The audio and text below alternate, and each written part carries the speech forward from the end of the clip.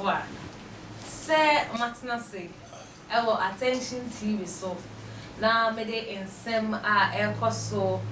Ewo ye man mu any social media. Social media woni say so obi ni obi kwanya ntokwa. Obi episode obi ase. Obi pese odo obi krase. Social media so ano de befa. Impeni for attention TV na kwasa science say me bre me. Omo so ne so proje edi amami a ebu mi kon mu say me fa mbesomo. Ewo attention TV so me din ane Akosia Sparkles offer me a mystery ma jo so when I was asne o jmeje so University Foundation University Foundation say ono de ejuma oye a oguso oye nyami ehra no eko ene say obebra mo borwa wona woni bie ejanka ekunafo ana ono de nyami eguso wo hra no woni no ndo obeye na ende ostresses awo mo bi the Beba University Foundation na the foundation so akosro there obenya no e wo number is 054 830 2985 054 830 2985 snamdi kan kan no social media nkomo ana ene minu bedi se o hwe ye dia na obi nhwe ye ya obetimi a share obetimi a subscribe na opese wo janye so conversation media na we leave comment comment section no na se won subscribe so na wa subscribe amaye me twa me ho ba and me che me ba se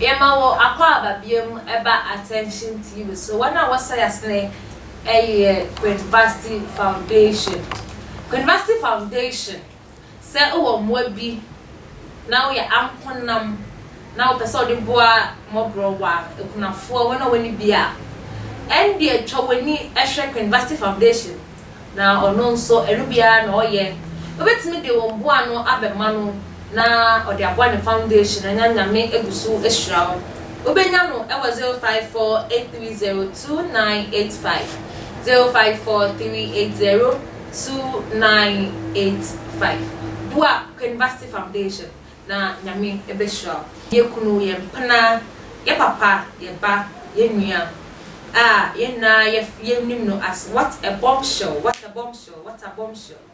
no wasem anene ye beka masem na hwe me se nifa so a ye me wo ye entertainment pandit a owo attention TV has say ye ne be twetwe nkomo afa movie industry ni mu emfa asem a eno daako e kan ye emri bi a etwemu eno daako e ka se ono die obaga na hase ya the career no ebewu ye ebetonsuo na yin say Enoch Daakon career eye acting eye Enoch Daakon career your friend what a bombshell our SoundCloud war fan page war Nigeria omatuni din what a bombshell na Enoch Daakon e de beto ni Instagram page say ni movies a waye ebe start streaming e on one YouTube page so what a bombshell YouTube page na movies ebe started streaming 46 movies movies ni be My Melody, Devil's Arm, The Couple, Love for Rent, Top Striker, Reason with Me, Sweet Mama's House, Chioma My Love, Adora, Wife Material, Wife on Fire, Love in a Hole, Woman on Fire. Movies be ana ebe streaming live ewo ni YouTube page so what a bombshell YouTube page. Then anema what a bombshell ekasa. Sikapa Abagosia. Ma wakwaba. Oh, me just so papa. Na utwediem no wapum se. Oh, about the Daroma, only an hoya para also. Meso me hoye attention adaroma. Na ene Nyankopon adaroma. Na ende ensem a ye beka afan ye. Ana ibe bobo mu movie industry mu. Ghana ha ye wo Hollywood. the sans war Kumewood. Gallywood and Kumewood. It's the same away. As I always say, but I can say I to Gallywood Kumewood me out.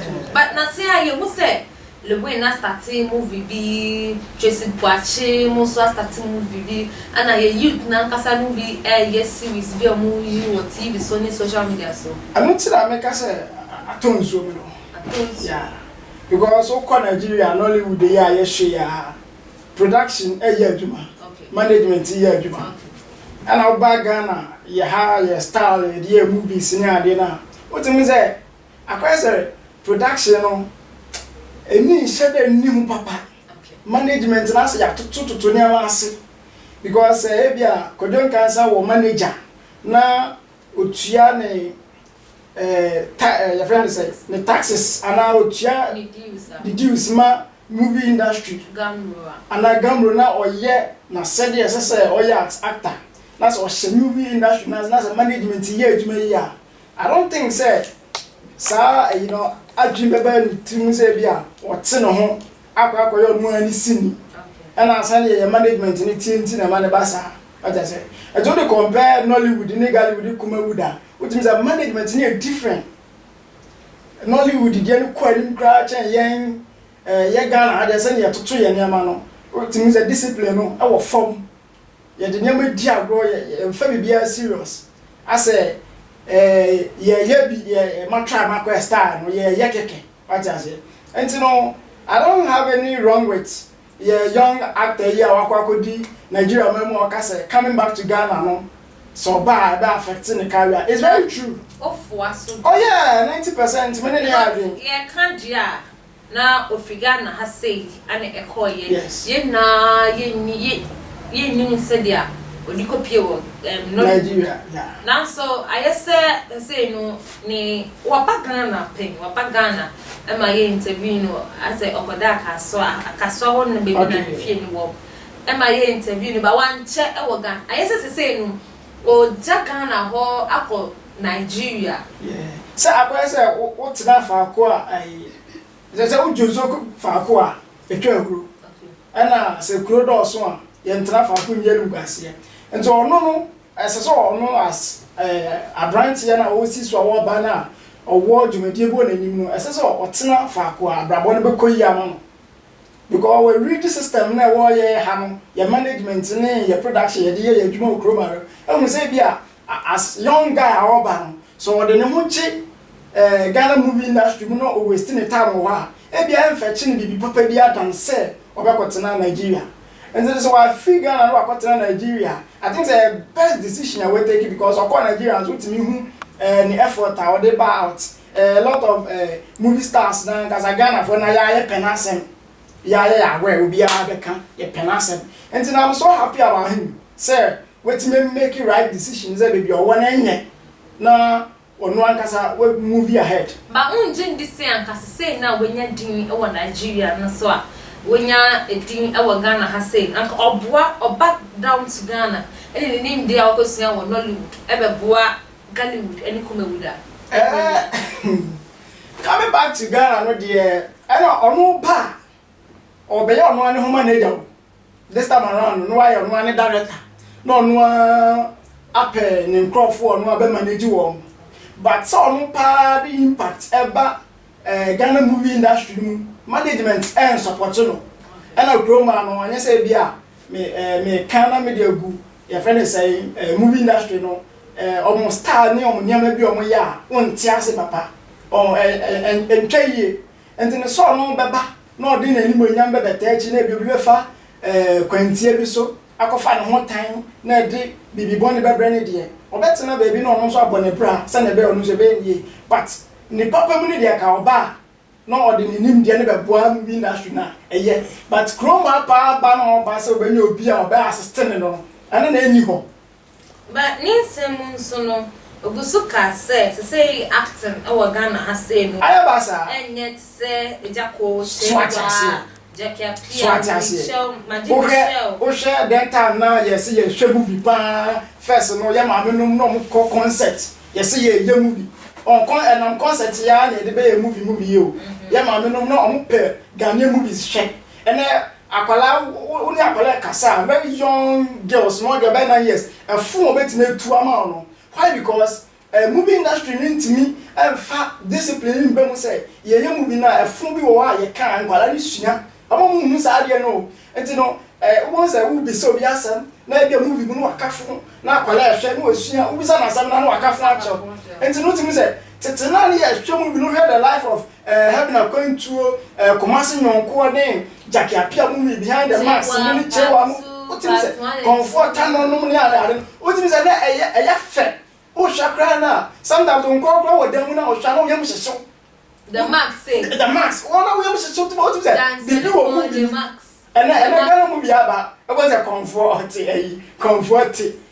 office na computer. It's the new. And I said 21st century. Oh, that be. I'm telling you. Almost a 21st century. I know. We have Nollywood. One who say Nollywood need to movie. Now you dey comfort about. Now what computer chida. Oh, then you dey me. Oh, be that. I go home. Almost story almost try. So one start to cry no be catch that one. You get interest. Now my also watch be. I don't know the day no be your line. Effect. What I say. But and then you dey as a concert. And concert and so no where's a concert I don't know the now say you man. Na se kapa me bisa wo. Bisa me. Enye concert no so na ye Ghana for bisa. Say ni tinya. I say. Anthony our comedians. Lewi mu ba ye access. Mu bisa say mu yi. E no na se say no obi ani je ho. Obi kwa ko be no say ye lewi movie a no we gina no tie. I don't know say your movie industry no. Because you are comedian and you are actors. Yet me go theater, see a comedian. So what Nigeria more comedians. More comedians. Or to me, yes show. Oh, Bomb Show you're comedian, and so you movie. Oh, you will be good. I will call Nigeria more. Yeah, comedians or yes, or yes show. Oh, but no be to no was and we are different from acting. What I said. And there's a one him say, movie comedy sir. And the movie was a movie in my day. But who they comedy no? Yeah, you call cantata we say, you call theater. Ko Jessica na no so obi different adwuma na ordinary BBT na o de be fra movie na obi sha abaka so wanya say agro no movie because comedy no movie yana me Ko Jessica call national theater na makwa akoshe what I say but see your first story storyline no ultimate storyline na ultimate say at the end of the day no anya futu bi eden afri mu but o be hwe comedy sa no be sra enye comedy nti no bi o hwe movie. There's a bit difference between comedy and movie and a video. Meboa. Different. And you know what can say the movie ka comedy mu na ayesra. Who said man? I don't know my movie industry na e ba for no. Sikapa akwele se Ghana ha say no. Yen nipa na ye te Ghana ha say no. Yen basically yen basically ma. Okay. And say Lewin say okay, me be comedy night. Ewo West Hills until Biambra theater ho and I say comedy room ho no betia 50 cedis. Omba.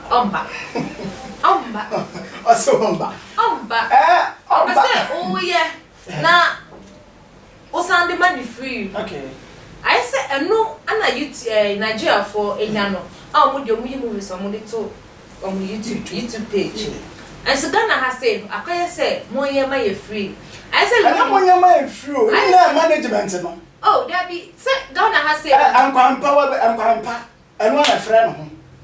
I the baby at a ton.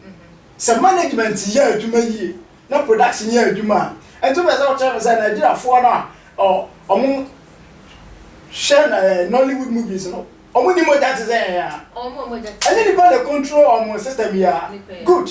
And you know, I am management. Say you can say, and I Ghana for your pepe, Ghana for your say, Bibia air management. Because the people when you are bad or better. But so be fair chiboko. I put you be no ya, or better. But say management say working, you mean IGP or Boyduma. And now, who I never share story do social media, Sandra, Abibio, not complaining about indiscipline in the movie industry. Sometimes the lady had to say, sometimes I copy baby no atinano su because I'm no look up to her. Sometimes they even discourage her. Anyhow, what I say, One force now piano no be tinchen because management is not working. Obi betimi act kama because money is now available ntino na dey obi ayede akoshi management is not working. But I say management ejuma pan ya we say management ejuma. There's no way say yes say movie we ya turn say management aja to me turn say ya obi betimi akofa echi akobo the free show. Na dey akopia like us. So there what seminar ne say management. Oh, I told you so. Oh, na so series cost say koko series. Yeah, series baby Okroma where na be share series do Adom TV Sankofa. It was a very nice story. You see, that is how the thing is supposed to be. It was a very nice story. And you see, if production and management here to me here can this is what the country needs to invest in. Okay. Now you move like you kayenchi where we started from our own historical backgrounds. So say no, I say 21st century, you know, in fashion, I say, na yen pen was so would deliver my you. Because Sankofa, Semesha, and penny for the nation movie. Yeah. Youth no, you need to manage because they go shade for. Who said the entire youth know others and it was a 21st century as okay, youth now quiet. Who's a 21st century parents now yaban. Your life is different. 21st century yawofo aba mo life is different. Until the 21st century nkwala. Until 21st century awofo and 21st century nkwala. Until no yeah 21st century nkwala no. Say ye nya maame no ma na papa no mo nso eye tete awofo a tete nyama no mu a o ntimi nkyerɛ what I say. And sometimes we go akwala no na mabontene atare a bia nko say wo hyede da no wo hyede na mabonten atare o hye ediko jar no hyede na mabonten why because no ma me 21st century day enipa ope o say a life entino amani nyina akwa 21st century but sanka ye de kwala le fa education mu na ye de one orientation mu ne a church wo mu say how you free dey sometimes akwala wo fie kra na de mama ni bedi na kwala ni ndi but mama ne de be ma no why because mama ni 21st century mama nto de be ma no wo sa kwara what I say and this your movie industry ne be year one as your management oh yeah as a management here no na production here aduma any assault in this area no you see it should be reinforced you making sure said irrespective of your class and as a position be a kuta movie industry ni mo oh yeah there na we bring you to board but who say some ye movie na management any scanner bia ye movie na pese e feature jakapia sikasem kan when we have Ghana will be say Ghana yes you see when we have and okay say your management and sikasem then we have to blame the tourism industry too. Okay I just say art and culture na dey kan won na kan because we are building a nation. Okay. And you see as a nation no as aban no etimi share the various sectors as an independent nation. Yeah, as aban share the various sectors one more eye movie nie one more eye ball nie one more we nie no invest more you see that thing and you know once aban no e dey scale ram or the ram movie industry no as a Ghana kra no but now you movie houses big way as a ban see a movie when you go to I say papa na me share ade with TV so na in so toy yeah na that day ne was so release movie so what release wo pete mu na almost 6 times na insio assign actor that's so I say sure movie ni ba so na before edi kan wo hode da what ya nti we say mu play station no you better train so ma hara say so na was we ya the push truck yeah fan push truck when you go to America there was cinemas but cinemas now can on and the person tell me say who was cinema na say who person twa ever is having a going to I want to go to cinema. Oh, there be one say, I say, yeah, Ghana for no, it's like we don't value what you want. No, we have. If we can value what we have, there should be law. You see, when you refuse to check the conduct of people, they misbehave. What does it? Say nipa tu anamubi na uyi ohwe na nhwehaya. No, China so. Yes. But the system ni here adwuma. Na bibia work one. Who say obia ya very disciplined. Obia ya very disciplined. So what I say, yeah, also. And to baby, I don't blame that young talent, say talented guys that will be coming back to Ghana, no. Yeah, you shouldn't come. Maybe I don't come. Why is it that a lot of people are traveling outside? Why? Because the system is not working. So they need to go and find their way somewhere. But if supposing the system is going to work and favor them, they are willing to come. Okay. Yeah, you baby, uko baby. Na se tu ochira your friend say kuntu hwane a na chi na eko. And that's no or selling because the movies in baby o my the Ghana folding after I don't know so. I say me kai say the video. And that should tell you something. The video that should tell you something. That should remember. The video be trending on social media. Or your big girl, you know, or catch a girl you say, or Ghana, the girl you say there be. Or catch a girl you say, they never Ghana. Okay. Now they never Ghana, or they never call the best university of Ghana has said. And I said Ghana. Oh, there be. Oh, I open your shock. I see the best university of Ghana has say a University of Kaneshi. I don't know university, but I don't know. I see, and then the Kaneshi market for. I said the gay you back Kaneshi. That's a Kaneshi University. I saw a day of my senator and my painting in yellow. University. Yeah, you markets for your content, the whole school, then my SHS one universities and car. Or they never wow. And Kayanya no was it. Or they never wow. Didn't back Kaneshi University. And you see, or can be like, oh, say, or outside. Yeah, but he's still now high pay in the country. That should tell you, say, like, coming back to Ghana, no, or pay. But the system over here in favor. So if only the system is going to work there, he's willing to come back. If the system is willing to work, he's willing to work. And knock back on what the bombshell. But the system no be favor. Oh, what then? Oh, but Ghana da. Oh, that's why you met to crack on like I got 20 years. Met her, but me met tonight. I hired a bushing 400 met my son Marco. But so back. No, didn't impact. I been run movie industry. Now you have to say, "Me, I'm quite going so many days." And on the other, watch me the Oma. Because all bad. Oh, you're the producer.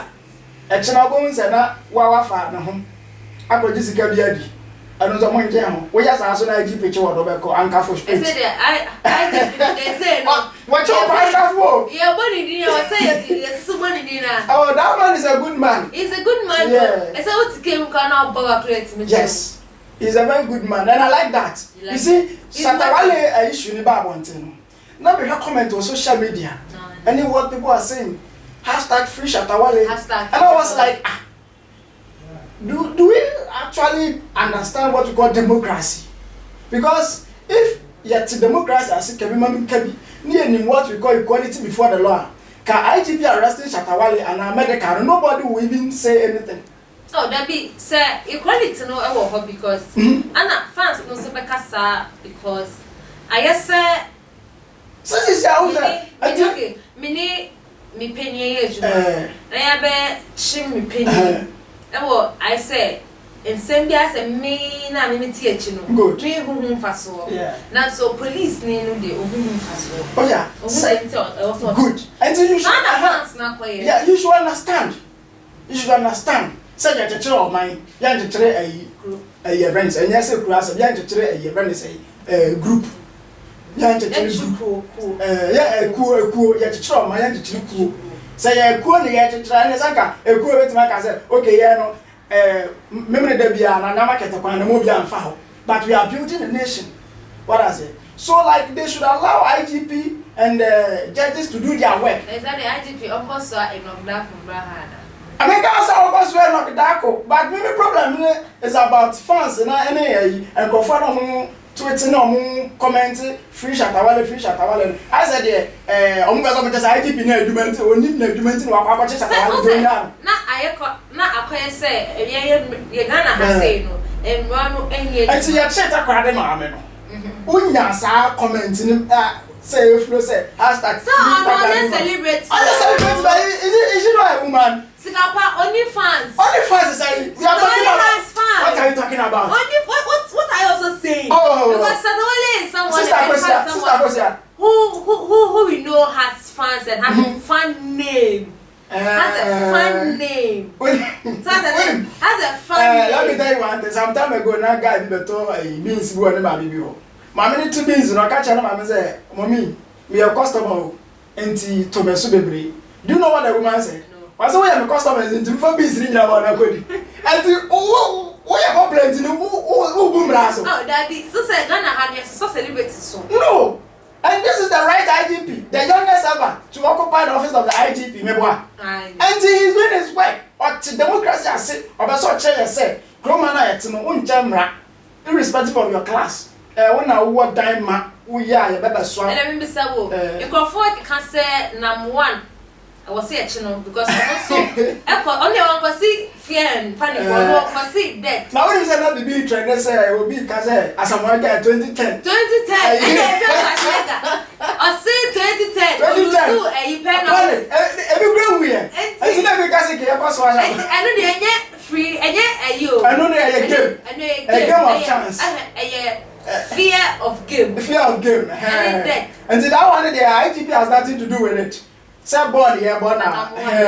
Number one, I think, sir, we should leave it to the IGP. I don't have much to say about that.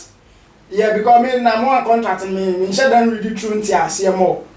And then the only business, and the business partners, that one, I mean, share them need match. But once I started while they came all over. I guess I talk right there, Mammy dear. And who's a mammy cost 6 years? Yeah, 6 years. But on says that I want to swap a court. I call November 9th. In Cofosso air casses and a mammy to FOC fear and panic. Yeah, I'm trying to say so I could do bear 6 years because mammy is so then fear and panic. Fear and panic. The same long for fear and panic. I am Shatawale.